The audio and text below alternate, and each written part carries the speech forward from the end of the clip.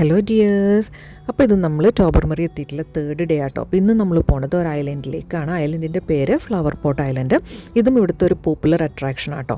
അപ്പോൾ ഈ ഒരു ഐലൻഡ് സ്ഥിതി ചെയ്യുന്നത് നമ്മൾ ടോബർമറി വില്ലേജിൽ നിന്ന് 6.5 കിലോമീറ്റേഴ്സ് ദൂരെയാണ്. ഐലൻഡിലേക്കുള്ള ആക്സസ് എന്ന് പറയുന്നത് ബൈ വാട്ടർ മാത്രമാണ്. അപ്പോൾ നമുക്കതിൽ ഓപ്ഷൻസ് ഉള്ളതെന്ന് പറയുന്നത് ടോബർമറിയിൽ നിന്ന് 2 ക്രൂയിസുകൾ സർവീസ് ചെയ്യുന്നുണ്ട്. ബ്ലൂ ഹെറൻ ആൻഡ് ബ്രൂസ് ആങ്കർ, ഇവർ രണ്ടുപേരുമാണ് സർവീസ് ചെയ്യുന്നത്. അതല്ലാന്നുണ്ടെങ്കിൽ പ്രൈവറ്റ് ബോട്ട് വെച്ചിട്ട് നമുക്ക് ഈ ഐലൻഡിലേക്ക് പോകാം. പിന്നുള്ളൊരു ഓപ്ഷൻ എന്ന് വെച്ചാൽ കയാക്കിംഗ് ആണ്. പക്ഷേ കയാക്കിംഗ് എക്സ്പീരിയൻസ്ഡ് ആയിട്ടുള്ള പാഡലേഴ്സിന് മാത്രമേ റെക്കമെൻഡഡ് ആയിട്ടുള്ളൂ. അപ്പോൾ അതിൽ ബ്ലൂ ഹെറൻ ക്രൂയിസിൻ്റെ പ്രത്യേകത എന്ന് വെച്ചാൽ അവർക്ക് ഗ്ലാസ് ബോട്ടം ബോട്ടുകളുണ്ട്. അപ്പോൾ അതായത് നമുക്ക് ആ ഒരു ലേക്കിൻ്റെ അടിത്തട്ടൊക്കെ കാണാൻ വേണ്ടിയിട്ട് പറ്റും.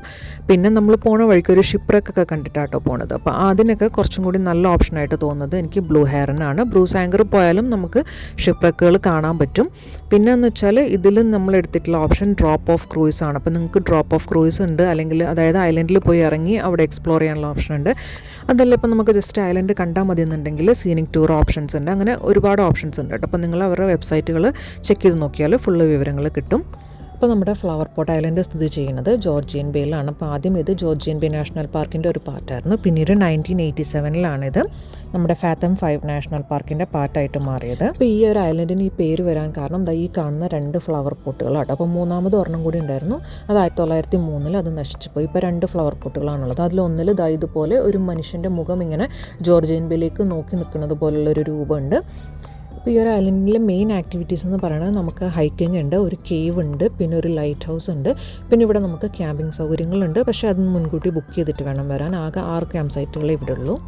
ഇനി ഈ ഫ്ലവർ പോട്ടുകൾ രൂപപ്പെട്ടതിനെ പറ്റിയിട്ട് ഒരു ഐതിഹ്യം ഉണ്ട് കേട്ടോ. അതായത് വളരെ രസകരമായിട്ടുള്ളൊരു കഥയാണ്. പണ്ട് 2 ശത്രുഗോത്രത്തിൽപ്പെട്ട 2 കമിതാക്കൾ ഈ ഒരു ഐലൻഡിലേക്ക് രക്ഷപ്പെട്ടു വന്നിട്ടുണ്ടായിരുന്നു. അപ്പോൾ അവരെ ഈ ഐലൻഡിലുള്ള എന്താ പറയുക ബാഡ് ഈവിൾ സ്പിരിറ്റ്സ് ഉണ്ടല്ലോ, അവർ കല്ലുകളാക്കി മാറ്റി എന്നുള്ളതാണ് ഐതിഹ്യം. അപ്പോൾ ശരിക്കുള്ള കാരണം എന്ന് വെച്ചാൽ വർഷങ്ങളായിട്ടുള്ള കാറ്റ്, മഴ, മഞ്ഞ തിരമാലകളൊക്കെ നമ്മളെ പാറകളിൽ ഇടിച്ചിടിച്ച് വീക്കായിട്ടുള്ള പാറകളൊക്കെ പൊടിഞ്ഞു പോയിട്ട് സ്ട്രോങ് ആയിട്ടുള്ളത് മാത്രം നിലനിന്നിട്ട് അത് ഈ ഒരു ഫ്ലവർ പോട്ടിൻ്റെ രൂപത്തിൽ വന്നു എന്നുള്ളതാണ് അതിൻ്റെ ശരിക്കുള്ള ഹിസ്റ്ററി. അപ്പോൾ ഇവിടുത്തെ ഒരു വ്യൂ എന്ന് പറയുന്നത് നമ്മൾ ജോർജിയൻ ബേയുടെ ഒരു അടിപൊളി വ്യൂ തന്നെയാണ്. 2 ഫ്ലവർ പോട്ടുകളും ഒക്കെ കൂടി ആ എന്താ പറയുക ഗ്രീൻ കളർ വാട്ടറും ഒക്കെ കൂടി നല്ല അടിപൊളി വ്യൂ ആണ്. അപ്പം നമുക്കിതൊരു half day to 1 day spend ചെയ്യാനുള്ള സ്ഥലമുണ്ട്. അപ്പം നമ്മൾ ഫെറി ബുക്ക് ചെയ്യുന്ന ടൈമിൽ അവർ റിട്ടേൺ ടൈം അടക്കമാണ് നമുക്ക് ഫെറി തരിക. പിന്നെ ഈ ഫ്ലവർ പോട്ടിലുള്ള വേറെ അട്രാക്ഷനാണ് ഞാൻ പറഞ്ഞാൽ ഇവിടെ ഒരു കേവ് ഉണ്ട്. അപ്പോൾ ഈ കേവും ഈ പറഞ്ഞ പോലെ ഒരുപാട് വർഷത്തെ എന്താ പറയുക തിരമാലകളൊക്കെ കാരണം തിരമാലകൾ ഇങ്ങനെ പാറകളിൽ അടിച്ചടിച്ച് രൂപപ്പെട്ടു വന്നതാണ്. അപ്പോൾ ഈ ഒരു ഭാഗമൊക്കെ കുറേ വർഷങ്ങൾക്ക് എത്രയോ വർഷങ്ങൾക്ക് മുന്നേ എന്താ പറയുക കടലിനടിയിൽ ഉള്ള സ്ഥലങ്ങളായിരുന്നു. പിന്നീട് ആ വെള്ളത്തിൻ്റെ ലെവൽ കുറഞ്ഞ് ഇങ്ങനെ ഐലൻഡായിട്ട് ഫോം ചെയ്ത് വന്നതാണ്. അപ്പോൾ ആ ഒരു സമയത്ത് ഉണ്ടായിരുന്ന ഫോർമേഷൻസാണ് ഈ കേവുകളൊക്കെ. അപ്പോൾ നമ്മൾ ഫ്ലവർ പോട്ട് ഐലൻഡിൻ്റെ എല്ലാ വ്യൂവും ഈ പറഞ്ഞ പോലെ നമുക്ക് നടന്നിട്ട് തന്നെ പോകണം. അപ്പോൾ ഫസ്റ്റ് നമ്മൾ കണ്ടത് കേവായിരുന്നു. കേവ് കഴിഞ്ഞിട്ട് ഇനിയിപ്പോൾ നമ്മൾ ലൈറ്റ് ഹൗസിലേക്ക് പോവാണ്. അപ്പോൾ അതിൻ്റെ ആ സൈഡിൽ കൂടിയുള്ള വാട്ടർ വ്യൂ ആയിട്ട് ഇത് നല്ല ഭംഗിയുണ്ടായിരുന്നു കാണാനും. അപ്പോൾ ഈ ഒരു ലൈറ്റ് ഹൗസ് പണ്ട് കാലങ്ങൾ ഒരു 18th സെഞ്ച്വറിയിലൊക്കെ കപ്പൽ ഗതാഗത സമയത്തൊക്കെ ഒരുപാട് ഉപയോഗിച്ചിരുന്ന ഒരു ലൈറ്റ് ഹൗസ് ആയിരുന്നു അത്. അപ്പോൾ ലൈറ്റ് ഹൗസ് കണ്ടു കഴിഞ്ഞിട്ട് നമുക്ക് വേണമെങ്കിൽ തിരിച്ച് നമ്മൾ വന്ന വഴി തന്നെ നമ്മൾ ആ ഒരു ഡോക്കിലേക്ക് പോവാം. അതല്ലാന്നുണ്ടെങ്കിൽ പിന്നെ ഒരു ഹാർട്ട് റെയിൽ എടുത്തിട്ട് നമുക്ക് ആ ഒരു ഐലൻഡ് ഫുള്ള് കാണാം കേട്ടോ. അപ്പോൾ നമ്മൾ ഹാർട്ട് റെയിൽ എടുത്തിട്ട് പോവുകയാണ് ചെയ്തത്.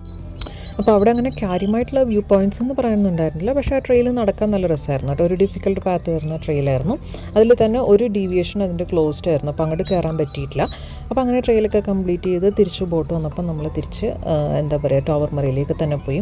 അപ്പോൾ അതായിരുന്നു നമ്മുടെ അന്നത്തെ ഹാഫ് ഡേ വിശേഷങ്ങൾ. ഇനി ബാക്കിയുള്ള ദിവസങ്ങളിലെ വിശേഷങ്ങളായിട്ട് അടുത്ത വീഡിയോയിൽ കാണാം. അതുവരേക്കും എല്ലാവരും take care, Tata by. Video full കാണാൻ മറക്കരുത് കേട്ടോ.